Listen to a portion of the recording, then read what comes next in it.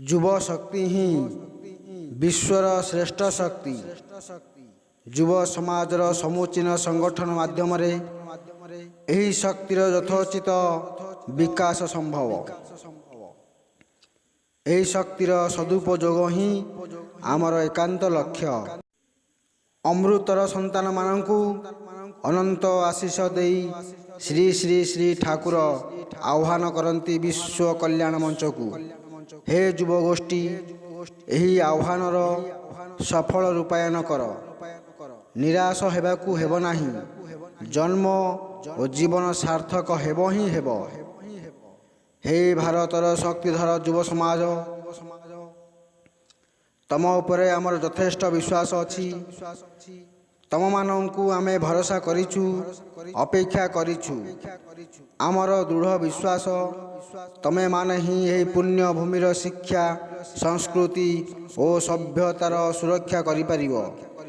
तमे माने ऋषि पुत्र कन्या, तमे मानंक धमनी रे एबे भी पुरुषानुक्रम रे आर्या भारतर ऋषि रक्त प्रवाहित हेउछि।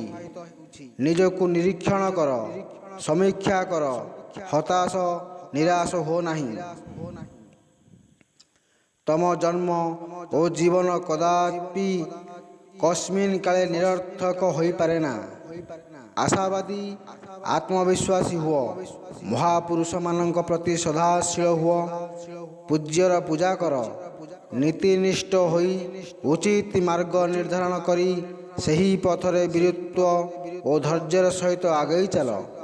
हे शक्तिर संतान संततिगण, हे वीर युवगोष्ठी, तुमको आमर विशेष अनुरोध। हिंसा आचरण कर नाही। असत पथरे पाद दियो नाही। असत कर्म हाथ को नियो नाही। असत चिंता मन कोणरे स्थान दियो नाही। निज उपरे तथा ईश्वरंक ठारे अटल विश्वास रख।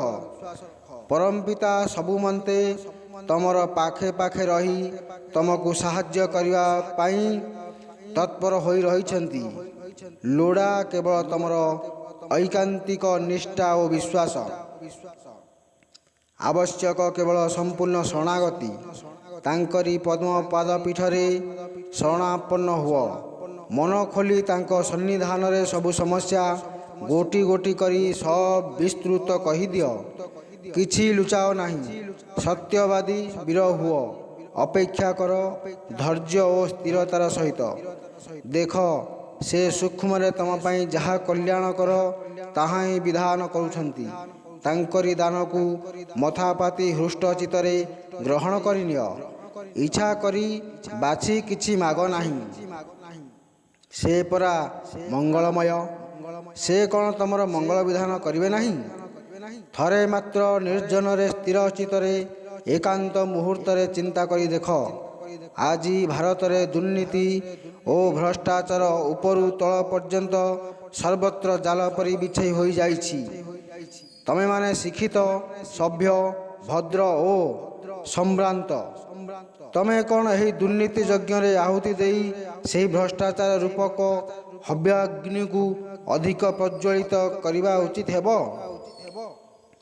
यह द्वारा हुए तो तमर व्यक्तिगत क्षुद्र स्वार्थ पूरण हो पारे, मात्र एथिरे तम व्यक्तित्वर मर्यादा रहिबो तो जातीय सामाजिक जीवनर उत्कर्ष साधन हो पारिबो तो वंश मर्यादा अक्षुण्ण रहिबो तो। तमे माने आमर अति आदरर पुओ झियो। तमे माने युवक युवती विद्यालय, महाविद्यालय, विश्वविद्यालय स्तर रे तमे माने शिक्षा लाभ करिछ।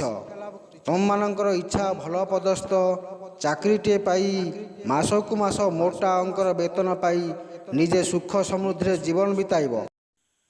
निज परिवार प्रतिपोषण करिब। सुस्थ और स्वच्छ व्यक्तिगत दाम्पत्य, पारिवारिक, सामाजिक जीवन यापन करिब। नुहे कि आमे मध्य तम मानक पई ठीक सही सदिच्छा पोषण करिछु। मात्र तम इच्छा और आम इच्छा पूरण पथ भिन्न भिन्न। कौन बुझी पारल नाही? बेश धैर्य धरी धीर स्थिर भाव ବାକ୍ୟ ଗୁଡ଼ିକ ପଢ଼ି ଲକ୍ଷ୍ୟ ସ୍ଥିର କରିନିଅ। ଅମାନିଆ, ଅବୁଝା, ଅଝଟ ହୁଅ ନାହିଁ। ତମେମାନେ ଜାଣ, ଆମେ ବି ଜାଣୁ, ଆଜିକାଲି ଆମ ଦେଶର ବିଭିନ୍ନ ସରକାରୀ ବେସରକାରୀ ଦପ୍ତରମାନଙ୍କରେ ଚାକିରି ସବୁ ନିଲାମ ହେଉଛି। ଦୁର୍ନୀତି ଓ ଭ୍ରଷ୍ଟାଚାର କିପରି କ୍ରମଶଃ ଆମ ଗଣତନ୍ତ୍ରର ଘାସମୂଳ ପର୍ଯ୍ୟନ୍ତ ମାଡ଼ିଗଲାଣି, ତାହା ଆଉ କାହାରିକୁ ଅଜଣା ନାହିଁ।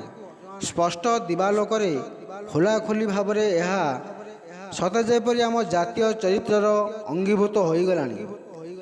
ଯେ ଯେତେ ଅଧିକରୁ ଅଧିକ ଅର୍ଥ ଉପାର୍ଜନ କରିପାରୁଛି, ଅଧିକ ଅର୍ଥ ସଞ୍ଚୟ କରିପାରିଛି, ଆଜିର ଭାରତୀୟ ସମାଜ ଓ ଜନଜୀବନରେ ସେ ସେତେ ଅଧିକ କ୍ଷମତା, ପ୍ରତିପତ୍ତି, ସମ୍ମାନର ଅଧିକାରୀ ହୋଇପାରୁଛି।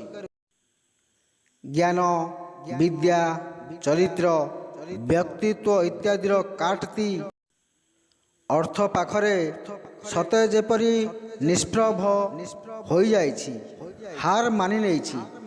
ସତ୍ୟ, ନୀତି, ସଚୋଟପଣିଆ ଆଜିର ଭାରତୀୟ ଜୀବନରେ ସ୍ୱପ୍ନପ୍ରାୟ ଦୁଷ୍ପ୍ରାପ୍ୟ। ତେଣୁ ତମେମାନେ ପରାଜୟର ଗ୍ଲାନିରେ ମ୍ରିୟମାଣ ହୋଇପଡ଼ୁଛ, ନୁହେଁରେ? କିନ୍ତୁ କାହିଁକି ତମେମାନେ ଏହି ନିଲାମ ଡାକରେ ପ୍ରତିଯୋଗିତା କରୁଛ ଯେ?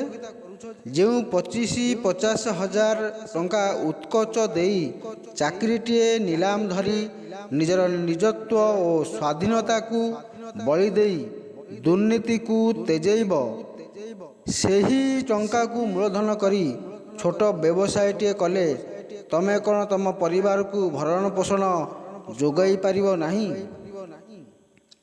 ଶ୍ରମ, ନିଷ୍ଠା, ନୈତିକତା, ମିତବ୍ୟୟତା, ପ୍ରଗାଢ଼ ଉଦ୍ୟମ ବଳରେ ତମ ଦ୍ୱାରା ସୁନ୍ଦର ବ୍ୟବସାୟ ସଂସ୍ଥାଟିଏ ହୋଇପାରିବ ନିଶ୍ଚୟ।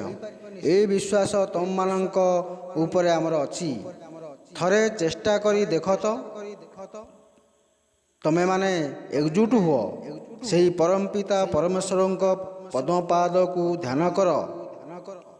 10-12 ଜଣ ଏକାଠି ହୋଇ ଏକତ୍ର ପୁଞ୍ଜି ବିନିଯୋଗ କରି ସମବାୟ ଭିତ୍ତିରେ ବିଭିନ୍ନ ବ୍ୟବସାୟ ସଂସ୍ଥା ନିଜ ନିଜ ଉଦ୍ୟମରେ ଖୋଲିଦିଅ।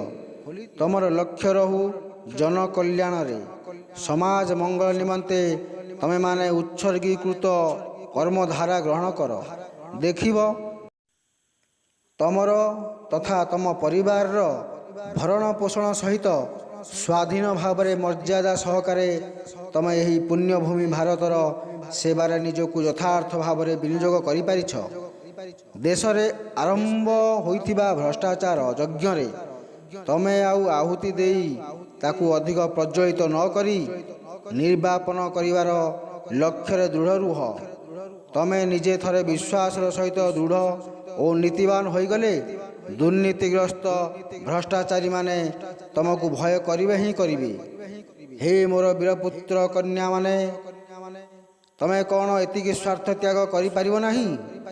ଏକ ସୁସ୍ଥ ରାଷ୍ଟ୍ରୀୟ ପରମ୍ପରା ସୃଷ୍ଟି କରିପାରିବ ନାହିଁ? ତମ ଇଚ୍ଛା ଓ ଆମ ଇଚ୍ଛାକୁ ଗୋଟିଏ ବିନ୍ଦୁରେ ମିଳିତ କରିପାରିବ ନାହିଁ? ଆମର ତମ ଉପରେ ଯଥେଷ୍ଟ ବିଶ୍ୱାସ ଅଛି। ତମେ ନିଶ୍ଚୟ ପାରିବ ହିଁ ପାରିବ। ସାହସ ସଞ୍ଚୟ କର, ଚରିତ୍ର ଗଠନ କର, ନୀତିବାନ ହୁଅ। ତମର ଜୟ ହେଉ।